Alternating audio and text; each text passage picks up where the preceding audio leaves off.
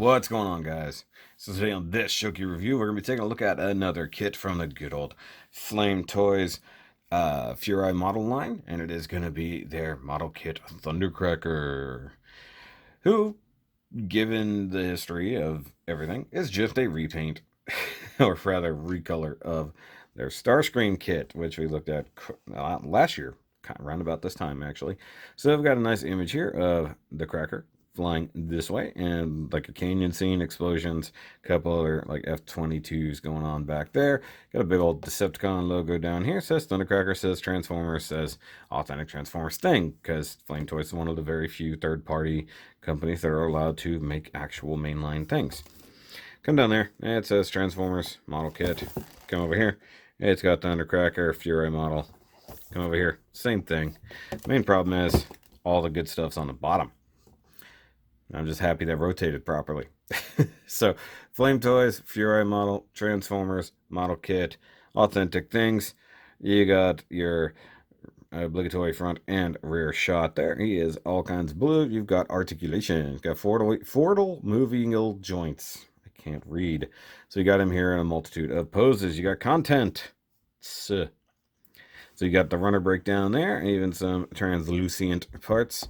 And then right there it says, clear parts are used for the eyes and the windows. That's true. There are different injection color runner parts, simple assembly designed. Yeah, pretty much. And then you got the zoomed in image here. You got the Bluefin warning label to cover up all the other things, which, by the way, they are distributed by Bluefin. So if you have a store nearby that gets normal Gundam kits of Bluefin stuff, they can get these. So tell them they need to. Here's actually your D4 Toys communication issues right here. You got Monday through Friday, hours, all the things like that. I can't remember how much I paid for this, to be totally honest. I don't think it was over 40. Honestly, don't remember which store I bought it in. I believe it was a Hobby Town in Austin, because it's all bashed in right there. I remember I bought it, it was bashed in, and I bought paint the same day. So there we go. So new Thundercracker kit, still upside down. Yep. Alright, so let's get to it. Alright guys, so right out the bat, I wanted to show off that I didn't use any of the stickers. One thing that's really hard is to, there we go, if you can finally see the stickers.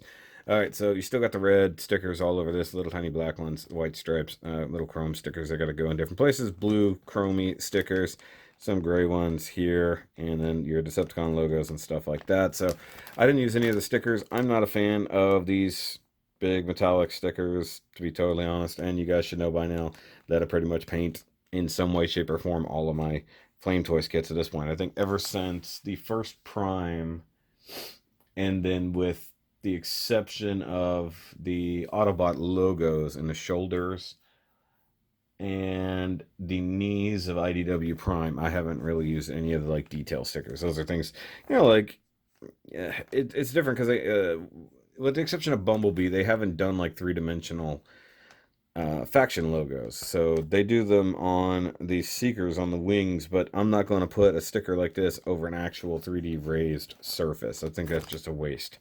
Same thing I feel with a lot of these stickers, but nothing against people who want to use them. I'm actually going to be doing a comparison after this video is done of somebody who did a straight build so that you can see the differences. For once, I can actually show that off because it's a guy from the comic book store or not comic book store, but gaming store, where we have our monthly or bi-monthly build nights over at Space Cadets Gaming in the Woodlands here in Texas. So if you're in the greater Houston area, you want to come out to build nights, by all means, come check that out. So I might do a video from there doing the comparison, plus I can probably show things up. So hopefully you guys can come out to build. So let's actually get to the real guy. Let's start out by hitting that with my finger. Actually, let's start out with turntable time. Hold on. Okay, so turntable time real quick, and I'll turn that on. Alright, so basically I knocked this out over a couple days time, and for the most part it is almost entirely painted. I will be showing off the parts that aren't painted just to really kind of prove something to y'all. But I did mostly the same kind of prep that I did for the Starscream build, with the exception of certain parts that are totally different colors. So that's one thing about the Seekers.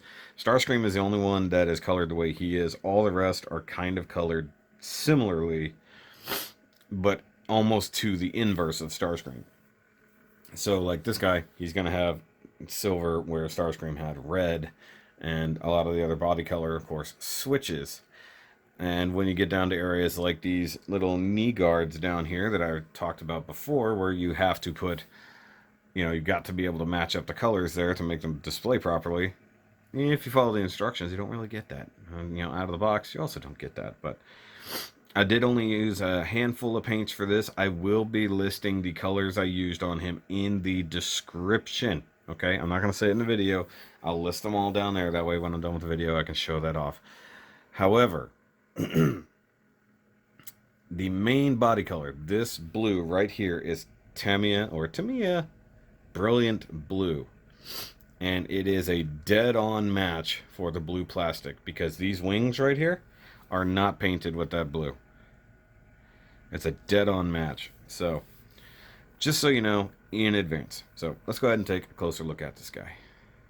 Alright guys, so having built one of these before, it kind of gives you a leg up on some of the things you're going to have to deal with, like some of the wonky construction, especially around here in the chest. I brought it up on the Starscream review, where the way that the hinge goes that allows this chest piece to move, if you're not careful, you will straight up pull it out exactly as I was talking about. So that is literally what I was about to say. Wow. Way to perfectly demonstrate my point right off the bat. Okay, so that's exactly my point right there. So really what I was trying to do was get the hinge to come loose so that I could see this. So you can see right here how this part right here is split open. Those are meant to not be split open. So in reality, kind of want to do this. Like, I'm glad this happened on camera, because otherwise I would have people saying it doesn't do that. Bullcrap. It happened to me not once but twice now in this particular review. And really what I want is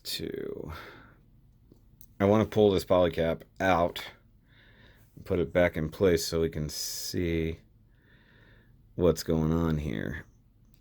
So I like it when problems happen on camera that's easier to believe. So now one thing that's happening here is the parts are not squeezing together at all here. So these two bits here, the top part and the bottom part, just kind of squeeze together, and they're supposed to hold that all in place.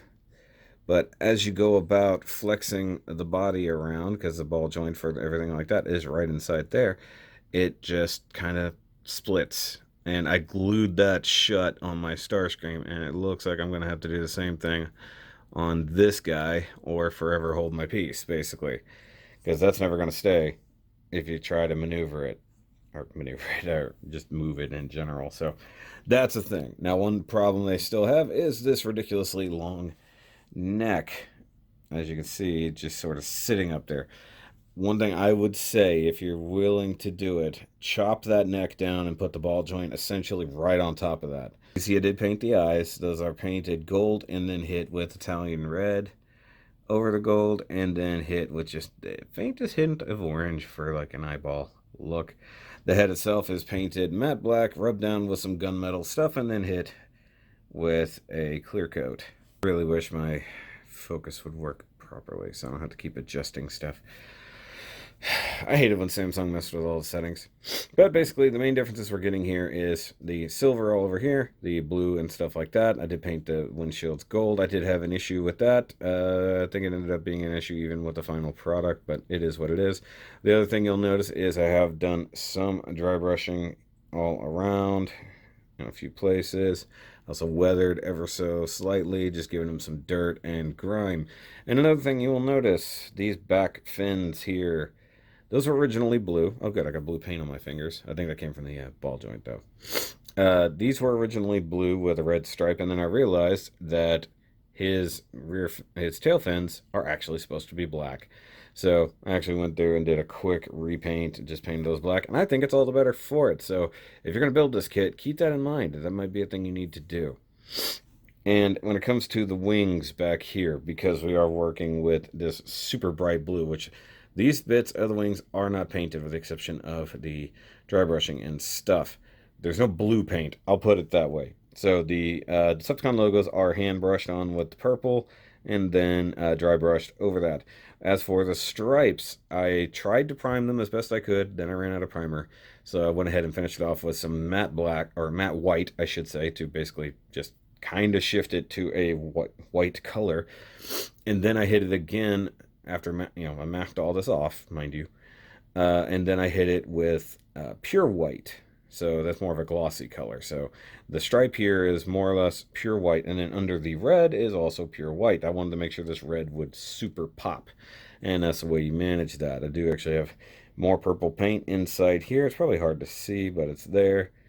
And there, little details here and there painted purple, and then the little like thrusters or whatever they are, vents up under there actually hit. The only thing that's hit with gunmetal, everything else is either German gray or gunship gray. And the matte black, for the most part, I would hit with gunmetal powder. With these knees, the knees actually come in, I believe the knees come in gray, don't they? I'm trying to remember. Yeah. So the knees come in gray, like the arms and these bits and the feet. But only this little square bit here is supposed to be gray. So I had to paint the entire thing blue to match, a couple coats of blue, and then mask off, and then paint those gray. But I guess I could have done the opposite and just, mask that off and then hit it with all blue. It was easier just to do it that way. And the end result is perfectly good. I gotta say that. He is still pretty flexible. He does do a lot of the movements. I just don't dig it. And actually, you can see the center torso part is super, like, bobbly. So I don't really mess with it too much. He does come with an assortment of hands. He's got a gun-holding hand there, expressive hand there. You do get another expressive hand. You get basic fist. These are all painted just with a quick blast of paint. There's your left gun-holding hand. So he can take the null rays off the shoulders and hold them. And then you also get a painted face. So they give you a pre-painted face. So if you want to use that, you can. I painted mine silver. You can use the light gray one if you want. I wish they would give you two sets of eyes, but they don't. So let's do comparison shots here with the Starscream we already have. And try to find some kind of focus. There we go. And, for the most part, the colors I used are the same. The silver is the same. The reds are the same. I think this was all Italian red as well. This is Italian red. Except, the red painted over red. In this case, it's red over white. So that's going to make it look a little bit different.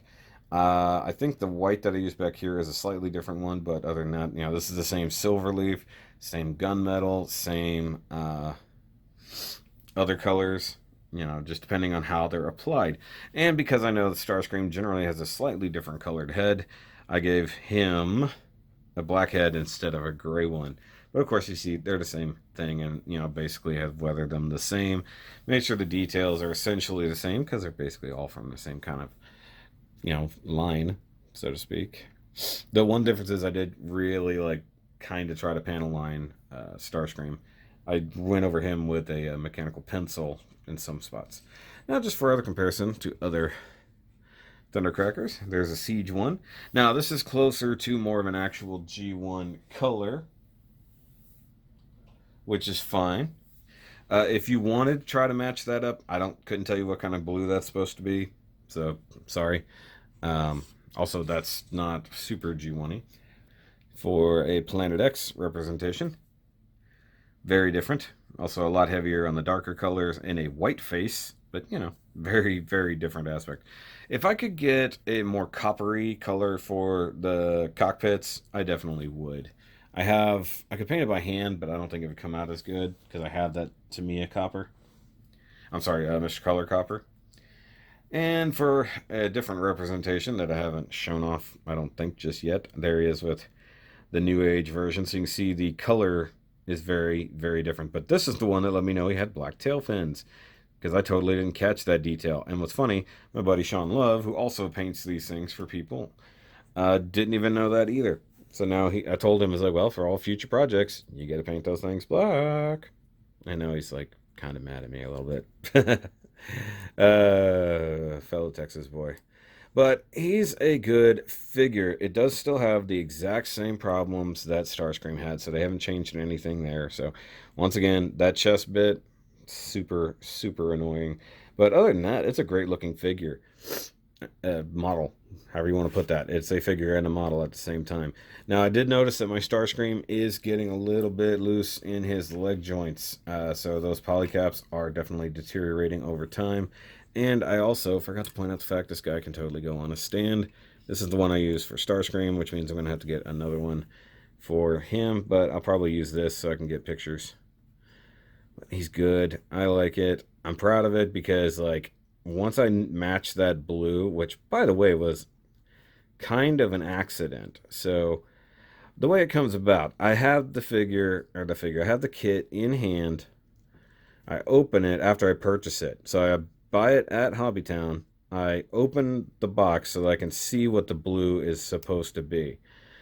And then I go through their paint selection with the runner, the blue runner, and I try to find a blue that's essentially the same. And the closest I get in hand is the Brilliant Blue from Tamiya, because that's pretty much almost exclusively what I spray with is Tamiya. So months later, like way, way later, I finally bust this kit open. I've still got the spray cans. Thank God I bought 2 of them. And I finally get to laying down paint. All of the blue, with the exception of the knees, is painted directly over the plastic. And the one point that I can really show this off is here on this little clippy. That clip is painted, the wing is not. And it's the exact same blue with the exception of like the weathering and stuff I've done to it. And of course you see the stuff coming off of the polycap, but it's the back of the figure, who cares? So yeah, so basically to me a Brilliant Blue is almost the exact color, if not the exact color of the kit. So this leads me to sort of believe that given that the Starscream, I used French blue, that was the exact blue of that. Italian red seems to be the almost exact red of him and one of the Prime kits. I'm starting to think they're using Tamiya's color codes.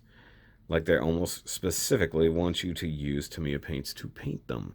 Now, I don't have that confirmed by any means, but circumstantial evidence would definitely show that that's what they're leaning towards. So that's entirely possible. But, for future reference, if you want to paint things that way, by all means, do it. So, do it. But guys, I hope you like this review. Hope you like this thing. Let me know if you've got them, what you've done to them. I've seen what Sean did. If I can, I'll pull up a picture of his build, because it's pretty. Even though it's supposedly more G1 colors, he's missing the one color he needs. But of course, give me a big old thumbs up. Hit that subscribe button if you are new to the channel. A lot of you are. And of course, go check out the other Flame Toys builds and or kit or figures, I should say, because I do have 1 or 2 of those, just depending on when this comes out. And yeah, if you build this guy, go show him off in the Shoky Discord. Link is in the description down below. Go show him off in the Builder Showcase. But I'll catch you guys on the next review, and remember, as always, keep on flying.